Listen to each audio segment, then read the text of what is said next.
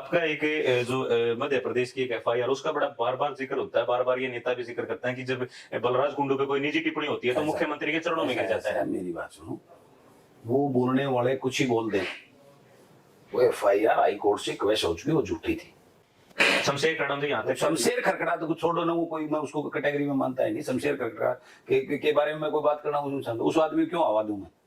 जो आदमी कुछ है ही नहीं, उसको पता ही नहीं सुबह क्या बोलते, शाम को क्या बोलते, अगले दिन क्या बोलते, जिसका कोई सिस्टम चला ही नहीं है, उस आदमी के बारे में बात मैं करना नहीं चाहता। वो आपके ऊपर टिप्पणी इसलिए करते हैं कि उनको हवा में ऐसा है, वो कुछ ही करता रहा, उसको तो मुंह मरने के लिए मैं उस आदमी का जिक्र करना उचित नहीं समझता, वो इस काबिल ही नहीं समझता मैं उसको उनके बारे में कोई बात करूं। वो मामा मेरा जो है ना परेशान है, और एक बड़ा मामा के दिल का एक ख्वाब था उसमें, वो उस विचलित मन से कभी कुछ बोल देते हैं, कभी कुछ बोल देते हैं। अगर मुझे बीजेपी के नाम पर वोट मिली तो उनको किस नाम से मिली वोट? उस मामा को यही नहीं पता मेरे को कि आप बोल क्या रहे हो। कभी कुछ बोलता है, कभी नादान बच्चा बोलता है, कभी कुछ बोलता है। मामा को जो मैं ये कहूंगा कि अब आप आराम करना चाहिए, आपको आपके स्वास्थ्य का ध्यान रखना चाहिए। और अब तो मामी उतार दी है उसने फील्ड में, मामी बड़ी मेहनत कर रही है। मैंने तो एक दिन बधाई भी दी थी, मोखरा में मिली थी, हमारा आमना सामना हुआ था एक ब्राह्मण समाज के कार्यक्रम में परशुराम में, तो मैंने उनको मामी जी को बधाई दी थी कि आप बहुत मेहनत कर रही हैं, कांग्रेचुलेशन, बधाई आपको मैं देता हूँ। डांगी साहब और मेरे मामा जी की जो एक दूसरे के ऊपर जो तीर अंदाजी जो चल रही थी, जवान के जो तीर थे, धरातल पे कुछ और कभी ये मिलते हैं। पिछले दिनों मेरे पास जो समाचार है, लाखन माजरा में वो हमारी मामी जी गई हुई थी, उन्होंने वहाँ किसी हमारे जो एक मास्टर जी हैं, बड़े सपस्त इंसान है, उनसे बात की तो उनको कहा कि भाई आप अब की बार हमें भी मौका दो। तो उन्होंने कहा कि भाई हम तो कुंडू के साथ हैं, कुंडू भाई साहब बड़ा अच्छा काम कर रहे हैं। तो उन्होंने कहा चलो तुम हमारे को नहीं देते तो कुंडू को दो, डांगी को दे दो। और कल डांगी साहब कृष्णगढ़ में गोडा मोड़ने गए हुए थे, और वहां उस गोडा मोड़ते हुए जहां आदमी इस टाइप की बात नहीं करता, वहां पे जो है नांगी साहब और उनकी टीम जब गई तो वहां के लोग बैठे थे उनके सामने, ऐसे मौके पे भी उन्होंने कहा चलो तुम कुंडू को वोट क्यों घेरो, चाहे शमशेर ने घेर दो। तो मुझे तो यही समझ में नहीं आ रहा है वो चीज, ये चीज ये कितना जो है ना लोगों को बेवकूफ बना रहे हैं। इनकी सच्चाई को, लोगों को इनकी बातों का पता लग चुका है। ये तो अपने वर्चस्व के लिए, अपने आप को बड़ा दिखाने के लिए राजनीति कर रहे होंगे।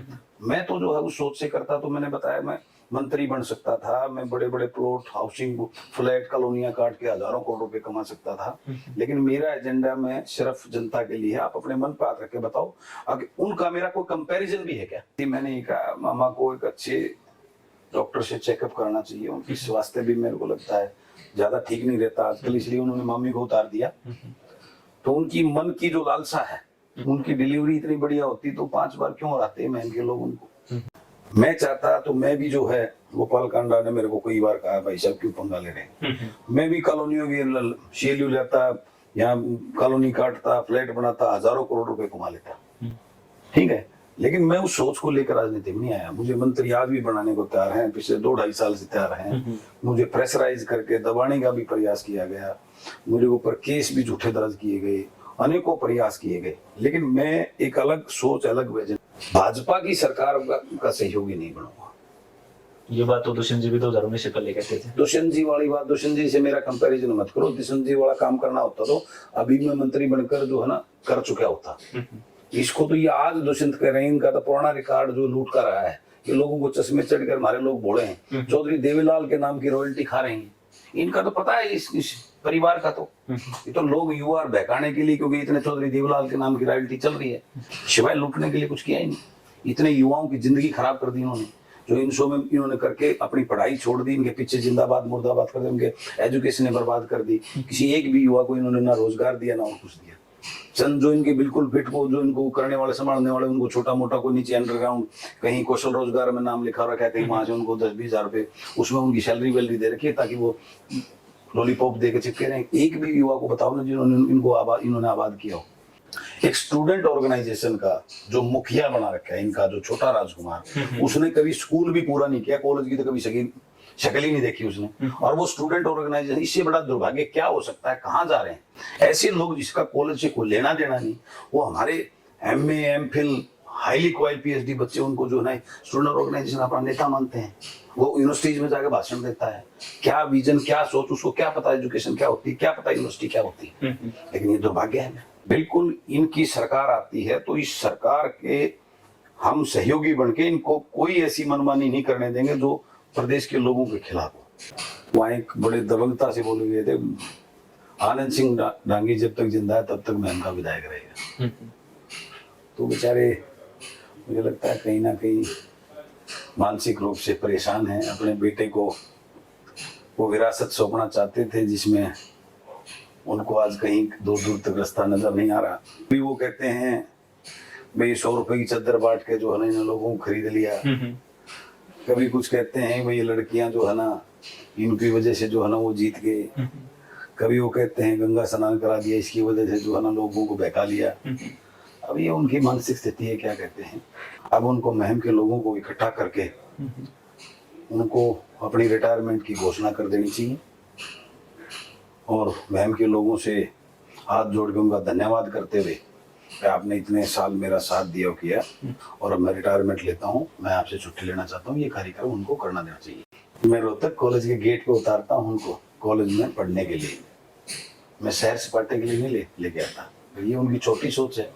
अगर वो इस प्रकार की बात करते हैं तो शायद मैं कहूँगा कि उनका एज फैक्टर की वजह से, एज फैक्टर में कई बार मानसिक संतुलन थोड़ा सा डगमगाया जाता है, तो उनको जो है ना किसी अच्छे डॉक्टर से चेकअप कराना चाहिए और मैं उनके स्वस्थ उनके उसकी कामना करता हूँ। एक बात और उन्होंने कही इसी बसे वाले मसले को लेकर, जिन लड़कियों को, जिन छात्राओं को आप लोग कॉलेज यूनिवर्सिटी में छोड़ते हैं पढ़ने के लिए, बलराज कुंडू तो उनके परिवार को ब्लैकमेल करता है कि आपकी लड़की को मैं छोड़ रहा हूँ, वोट दो नहीं तो मैं छोड़ूंगा नहीं।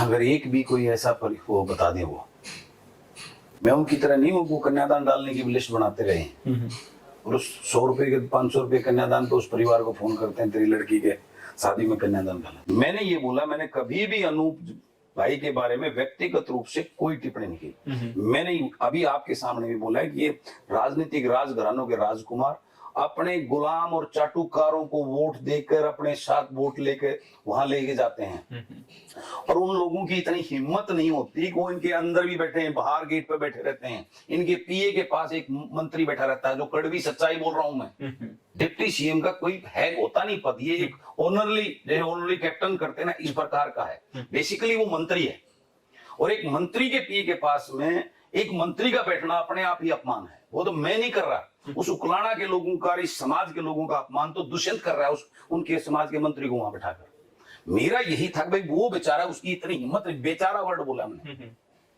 अब वो तो अंदर भी घुस जाए, इतनी भी हिम्मत नहीं उसकी। तो धानक समाज में बहुत पढ़े लिखे युवा आ गए हैं, जो पुराने मठाधीश बैठे ना, जो इन मंत्रियों का अपनी कास्ट के नाम पर वहां बैठते दुकानें चलाते हैं, उनको वो करके उनकी दुकान अब चलेगी नहीं।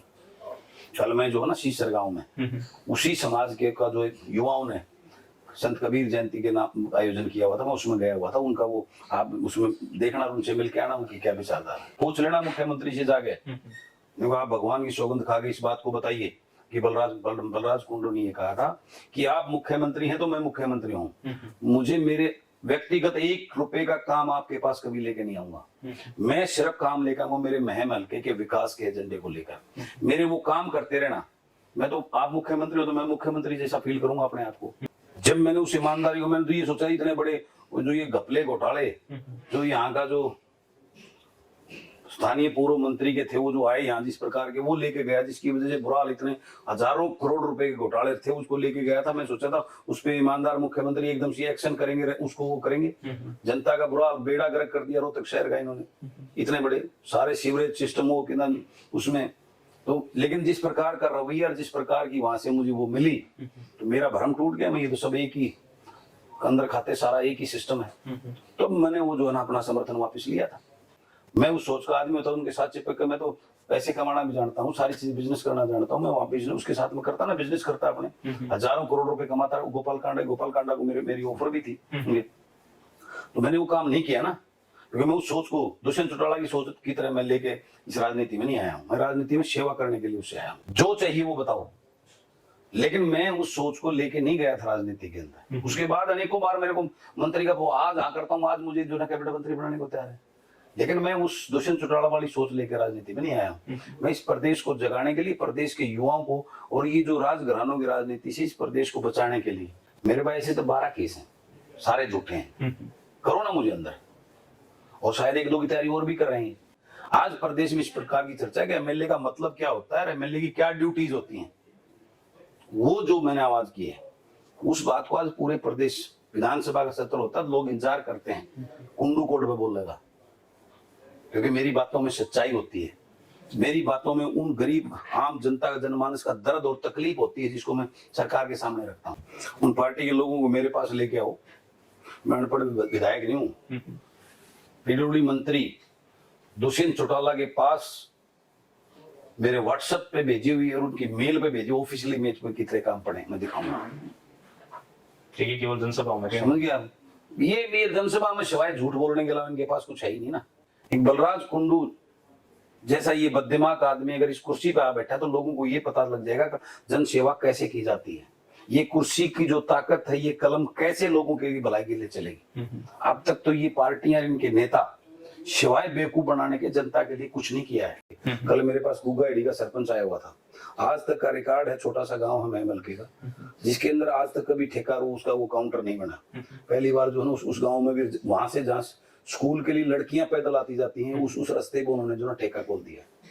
बिल्कुल उन्होंने जो है ना, जितना बेड़ा गर्क इन राजकुमारों ने किया इस प्रदेश का, ये समय आने के बाद ये जनता भी बताएगी और आगे सारे हिसाब लेने का काम करेंगे कि ऐसे ऐसे नेताओं को जो है ना ये प्रदेश के लोग चुन के भेज देते हैं, और ये इसलिए चुन के भेज देते हैं, ये खुद पंचायत मेंबर बनाने के लायक नहीं है, जिनके दोनों के नाम लिए आपने, लेकिन ये उन पार्टियों के टिकट लेकर लोग मजबूरी में ऐसे लोगों को जो है ना वोट डालते, वो वोट, इन लोगों को वोट नहीं मिलती, उन पार्टियों को वोट दी जाती है। बलराज कुंडू जो अगला विधानसभा चुनाव है, महम से लड़ेंगे या उचाना से लड़ेंगे, या दोनों से कैसे लड़ सकते हैं? महम से लड़ूंगा।